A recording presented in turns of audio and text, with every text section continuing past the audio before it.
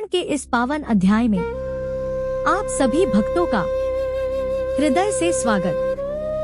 ताड़का वध के पश्चात घना वन शांत हो गया। जहाँ पहले भय था वहाँ अब शांति और पवित्रता थी।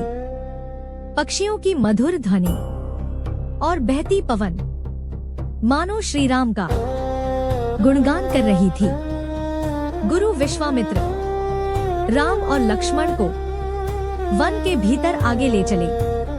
उन्होंने कहा, हे राम, आज तुम्हें धर्म और करुणा का वास्तविक अर्थ समझ में आएगा।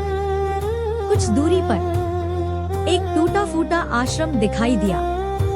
वहां न यज्ञ था, न मंत्रोच्चार, न ही जीवन की हलचल। लक्ष्मण ने पूछा, गुरुदेव, यह स्थान इतना सूना क्यों है?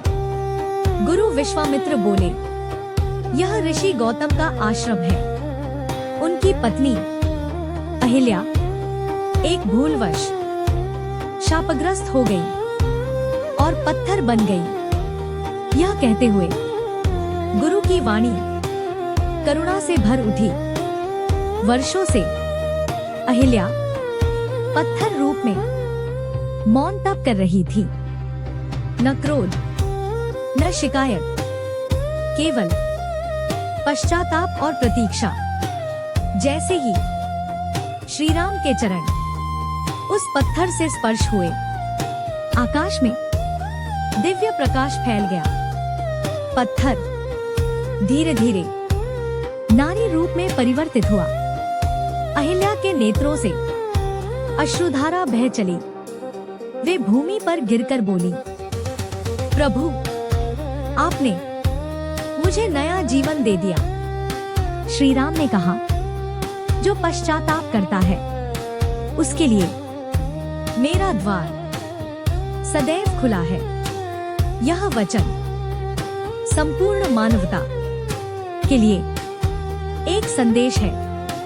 उसी क्षण महर्षि गौतम आश्रम लौटे। अहिल्या को मानव रूप में देखकर उनकी आंखें भर आईं। महर्षि गौतम बोले, हे अहिल्या, तुम्हारा तप सफल हुआ।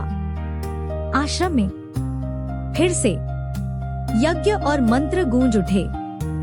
गुरु विश्वामित्र ने कहा, हे राम, अब हमें जनकपुर चलना है। वहां धर्म और मर्यादा की एक और परीक्षा तुम्हारी प्रतीक्षा कर रही है।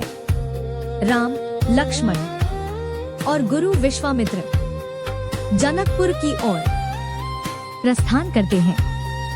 सूर्यास्त की लालिमा नए अध्याय का संकेत देती है।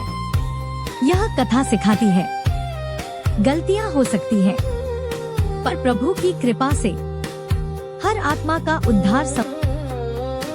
यदि आपको श्री राम की यह पावन कथा हृदय को स्पर्श कर गई हो, यदि अहिल्या के उद्धार का यह प्रसंग आपको भावुक कर गया हो, तो कृपया इस वीडियो को लाइक करें ताकि यह पवित्र कथा और अधिक लोगों तक पहुंचे। और यदि आप चाहते हैं कि रामायण के ऐसे ही दिव्य और भावपूर्ण प्रसंग आप तक निरंतर पहुंचते रहें, तो हमारे चैनल को सब्सक्राइब कर लें और घंटी अवश्य दबाएं। आपका एक सब्सक्राइब इस भक्ति यात्रा को आगे बढ़ाने की शक्ति देता है। जय श्री राम।